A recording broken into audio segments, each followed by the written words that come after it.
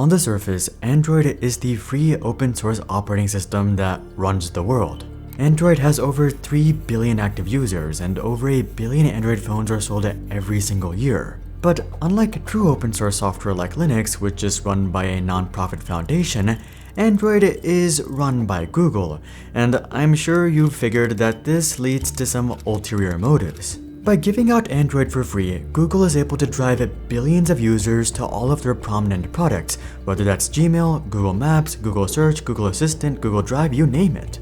All of this obviously adds up to quite a bit of auxiliary revenue, but Google also has much more direct methods of monetizing Android as well. In fact, it turns out that Android isn't actually free at all. Since 2018, Google has been charging phone makers up to $40 per device. Technically, this fee isn't for Android itself, but all of the Google apps that come along with Android. But if we're being honest, Google apps and Android are pretty much synonymous at this point, so phone makers are basically forced to pay this licensing fee. And let's not forget about the crown jewel of Android, the Google Play Store. The Google Play Store generates up to $48 billion in revenue per year, over 2/3 of which has historically been profit. Let me put that in perspective. You know Windows, the big software monopoly run by Microsoft that controls 69% of the desktop market? Well, Windows as a whole only generated $24.7 billion throughout all of 2022. In other words, Android generates twice the revenue of Windows using just the Google Play Store alone. With that being said, I should mention that Android also does cost Google a lot of money to maintain. In fact, according to Google's lawyers, Google has spent over $40 billion to support Android over the years. But with more revenue than that coming in from just the Play Store every single year, I suspect that Google is doing just fine. So here's the insane economics of Android and how much Android is really worth to Google.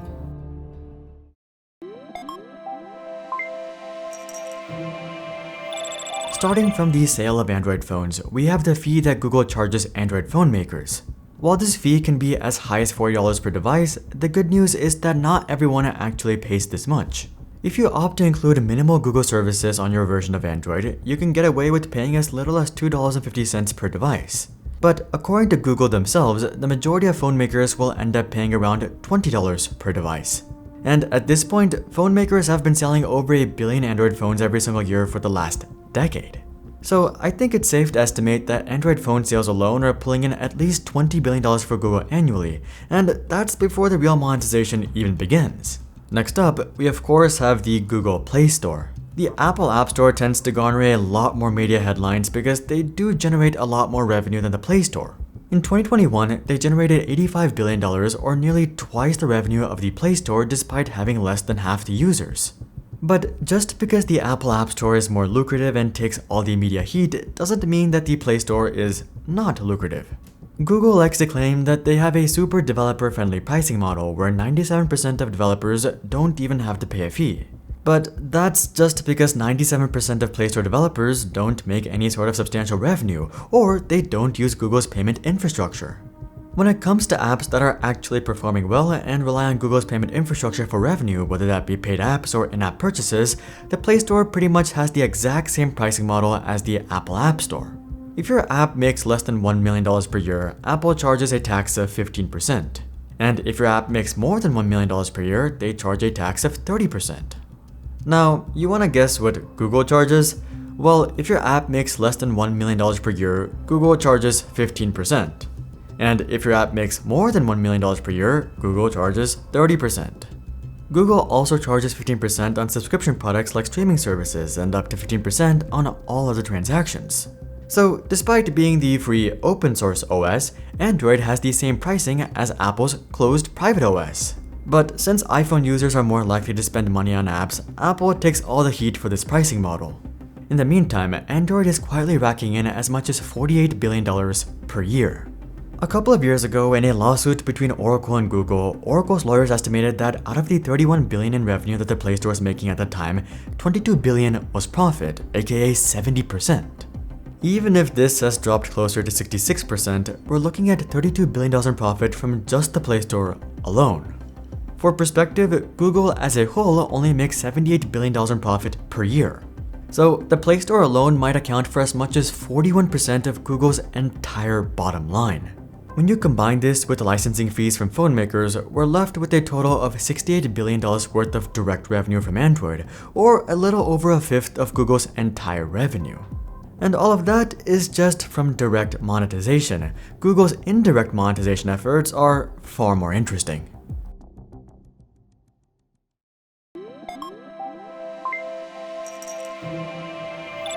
Given that Google apps come pre-installed on Android devices, billions of users are driven towards these apps every single year. But I don't think you quite realize just how lucrative this is. Personally, I always assumed that the split between mobile revenue and desktop revenue was more or less equal, but it turns out that mobile is actually far more profitable across the board, especially when it comes to certain apps like Google Maps. Morgan Stanley estimates that Google Maps revenue will total $11 billion in 2023, out of which $9.82 billion, or 90%, is thanks to mobile devices. For obvious reasons, Maps is more skewed towards mobile devices than other Google apps, but this trend holds across the board. In fact, over 70% of YouTube watch time comes from mobile devices, and 63% of all Google searches also come from mobile devices. It's not just users who prefer mobile either. It turns out that advertisers also like to spend a lot more money on mobile ads.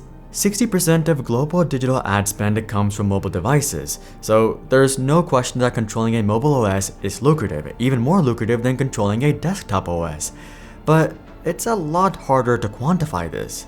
Thankfully, Google has already put a number on this with their partnership with Apple.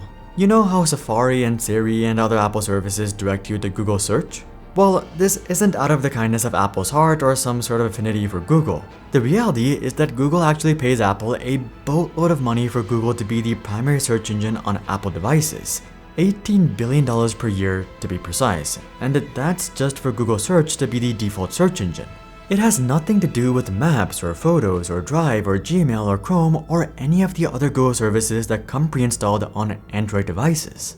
Some of these services people would likely use regardless of whether it's pre-installed or not. For example, people aren't gonna switch from Gmail to Outlook just because the Gmail app does or does not come pre-installed. Similarly, people aren't gonna switch from YouTube to Dailymotion just because Android doesn't come with YouTube. So for certain apps, the benefit of controlling Android is not that large, but for other apps, it makes all the difference, like Maps for example. When Apple launched their own version of Maps in 2012, the vast majority of iPhone users were extremely disappointed. But by simply continuing to put it in front of people and improving the platform, Apple was able to increase Apple Maps usage to be 3 times higher than Google Maps usage on iOS devices by the end of 2015 itself. So by this point, it's likely that 80 to 90% of iPhone users just use Apple Maps. Considering that, Google's ability to force Google Maps onto Android users is extremely valuable.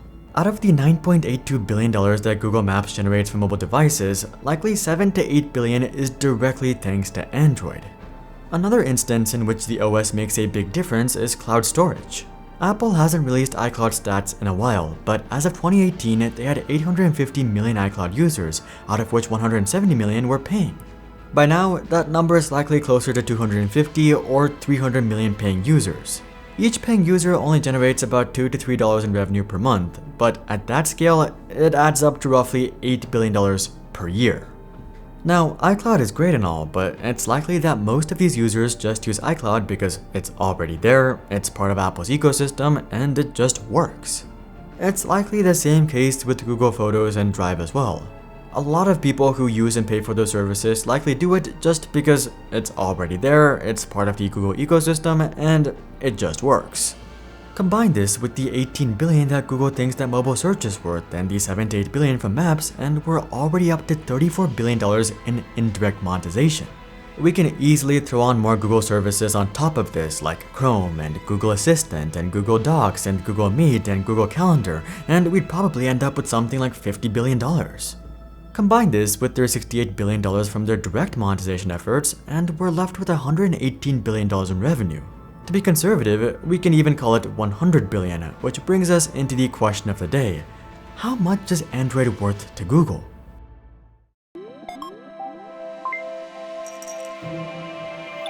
Well, keeping things simple, Google pulls in just under $300 billion worth of revenue every year, and they're worth $1.67 trillion. So, given that Android itself conservatively accounts for $100 billion of this, you could say that Android is worth $550 billion. That would nearly make Android a top 10 company by itself. No wonder Google wanted Android's founder, Andy Rubin, to be the next CEO of Google, until he got caught up in a scandal. Android is obviously not the open source free software that Google likes to position it as. But honestly, putting aside the insane economics of Android, the true value of Android is much more than just financial gain. Android gives Google power over the entire smartphone experience of over 3 billion people. This gives them unprecedented access into the inner workings of every aspect of these people's online and personal lives. What are their interests? How much money do they make? How does their family life look like? Where do they spend their money? How do their political beliefs look like? And so much more that I can never truly list out because Google takes full advantage of this. Each Android device sends Google 1 megabyte of data every 12 hours even when left idle. For perspective, each iOS device only sends Apple 52 kilobytes or 1/20th of the data every 12 hours. This means that Android collects 2 megabytes of data every day from every Android user, even if they're not actively using their phones. From the entire 3.3 billion Android user base, that translates to 6.6 petabytes of data every single day, or 2.4 exabytes of data every single year. Google likes to assert that this does not accurately depict their data collection efforts because a lot of this data is just software updates and device status related things. But just because a lot of it is harmless doesn't mean that all of it is. And considering that Google's entire business model is collecting data and showing ads, it's likely that a good amount of it is more than what you'd be comfortable sharing. Things like location data, search history, phone usage, online purchases, and even biometrics of 3.3 billion people, and that right there is the real power of Android. The $100 billion in revenue from Android is really just a bonus. With historically high interest rates, the appeal of bills and bonds is higher than ever, yet traditional brokerages haven't really adapted with the times. They still expect people to use clunky bond tables, scroll through long overwhelming lists, and even use virtual keyboards till recently. And that's why we created our own modern bond platform, Silo. At Silo, we prioritize the user experience and the ease of finding and investing in the issuers you know and trust, so that you too can easily lock in high yields. Also, choosing a strong user experience does not mean sacrificing on safety. Every Silo account is insured by $500,000 in SIPC insurance and $2.5 million in FDIC insurance. Also, all funds deposited on the platform will be maintained by our trusted custodian, Interactive Brokers, who has experience managing $373 billion worth of assets over the past 45 years. So, if you're looking for a modern way to invest in bonds, please consider checking out Silo in the description below. Not all is well within the Android empire though. In fact, they've been slowly bleeding market share to Apple for years now. Check out this video to learn more, but until then, I'm Hari, and I'll see you guys on the next one.